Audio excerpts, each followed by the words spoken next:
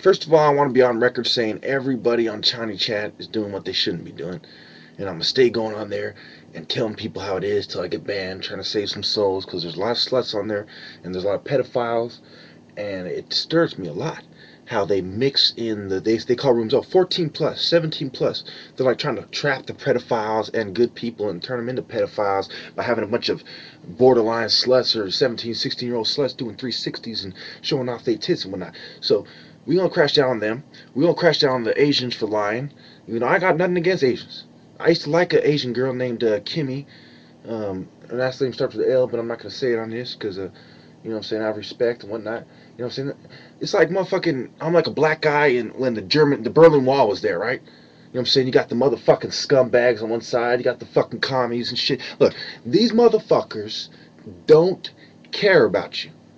You understand me? All over these motherfuckers. You know what I'm saying? Now I'm gonna tell you like this.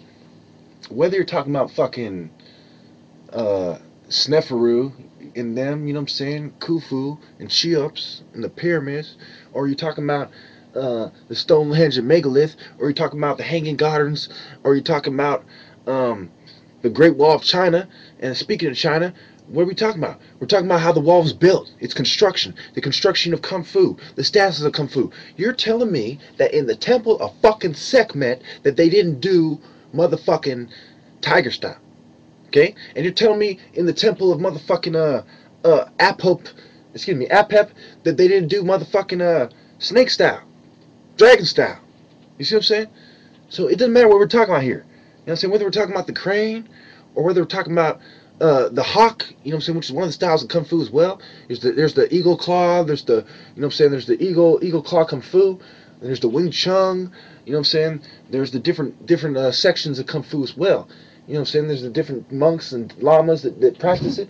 And so whether we're talking about Heru and the temple of Idfu and fighting arts of Heru, or we're talking about the fighting arts of you know what I'm saying, of the temple of Set and his coast. You understand me? And the Delta region.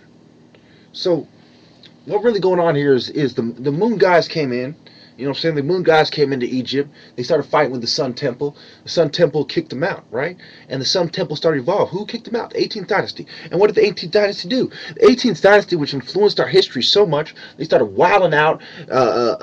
Akhenaten went to motherfucking El Armana, built a new fucking whole city there, dedicated to Aten, the sun. That's why his name's Akhenaten, because he's part of the Aten. He's Amenhotep the Fourth, and he changed his name. So he said he went from the Amen be pleased to saying, hey, I'm gonna put it out there, you know what I'm saying, and give me my credit. Just like Lucifer refused to bow down and started going crazy with the sun. He's the angel of the light, etc. So when we really understand what's going on here and the battles between the Sun Temple and the battles of the Sun Temple and the Moon Temple and Isis, Ra, and El, the Canaanite moon god, and how it links in to the moon gods that was worshipped by the Muslims as well, and how it links into the tribes of Saudi Arabia and the Persian conquest of Egypt, and how it links into the Assyrian conquest, the Turkish conquest, Osman the First, the Ottomans, and how it links into all the Ghazi tribes, the Assassins, the Hashishans, all these motherfuckers, man. What the fuck are we talking about here? We're talking about secret societies. We're talking about emirates. We're talking about caliphs. We're talking about hymns, epithets, parables, songs, spells. We are talking about motherfucking ancient poetry. We are talking about the evolution of the written word from the structural definition of inherent symbols and patterns in nature, and hand gestures which reference patterns in nature which refer to the earliest constructions of language systems, and the people who came up with the papyrus for paper to write things down, and who came up with the salt tray. You have to understand, my brother, that I don't mean these cultures any disrespect. You know what I'm saying? I have the highest of respect for the Asians who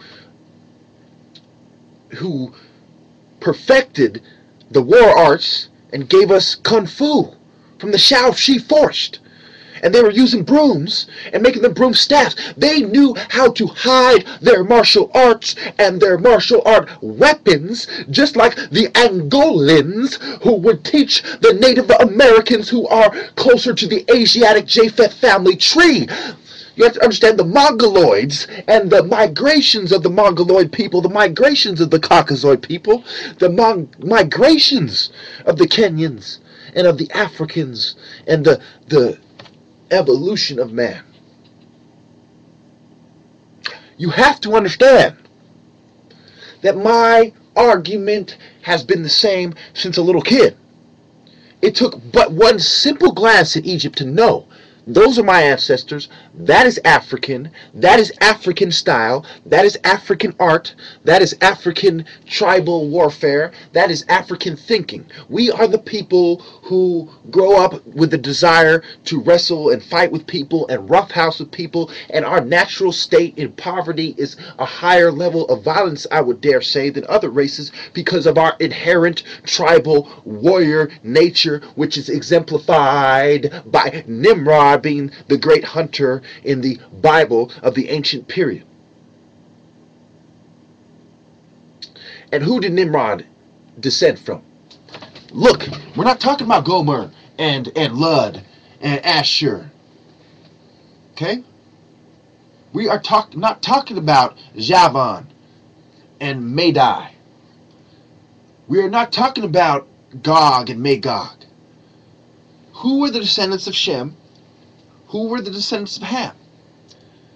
Ham, you had Put, Mizraim, Canaan, the Philistines, the Amorites, and the Hittites, all the way up to Turkey, where Paul went. So why does the trail of Christianity and its spread mimic the migration of the descendants of Ham?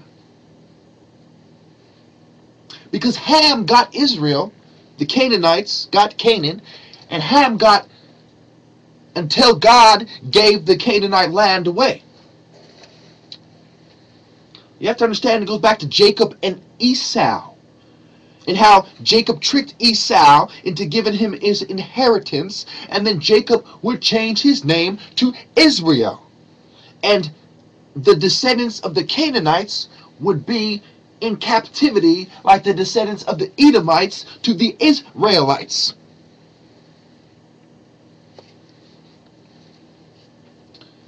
So who are the descendants of Jacob? Well, he had his wives, his 4 wives, Rachel, Bilhah, Zilpah, and Leah. Remember Princess fucking Leia from Star Wars? My ancestor, Leia, Judah. Now, who were the 12 tribes? Gad, Asher, Reuben, Simon, Levi, Issachar, Judah, Zebulun, Joseph, Benjamin, Naphtali, Dan. Who are the Ebos? Naphtali, Gad, Judah, Dan. Okay? Now, who migrated? Who migrated with the scepter promises, and who migrated through Joseph with the birthright promises? When you get Manasseh, remember you get Josiah, you get the half tribe of Manasseh. Where did that come from? It came from Joseph and Aseneth.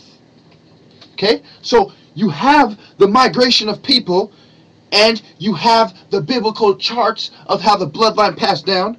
You have the pyramid text. You have the archaeological evidence. You have the new evidence in the news of the fossil.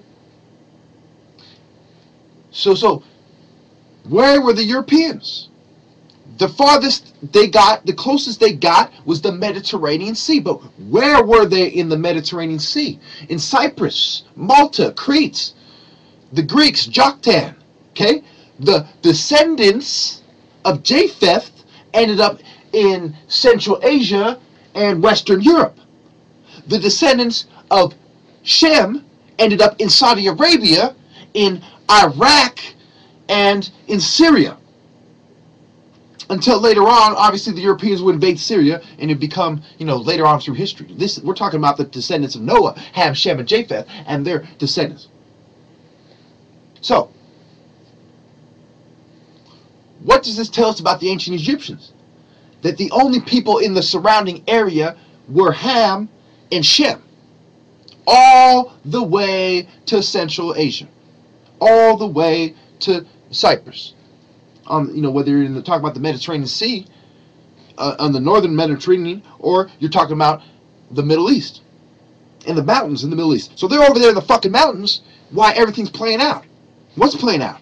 Well, you had a migration from Iraq and Babylon, where you had Arphaxad and Bam, the Persians, all these guys, and in the mountains you had the Madai guys, and then you had the Assyrians and the Aryans. They invade Babylon, right? Now think about it. What happened before that? And what changed it? Okay, now I'm out of time, so I'm going to end it right there. But what basically happened is that the descendants of Ham and Shem, they mixed together. Because history tells us that until 525, the white guys didn't come in, while the descendants of Ham and Shem are mixing together. So who are the Hyksos? The Hyksos are the descendants of Shem, who were killed in captivity in Egypt with the Nubians, and came back out to and migrated up following the old trail of the Hamites. Thank you. Bye.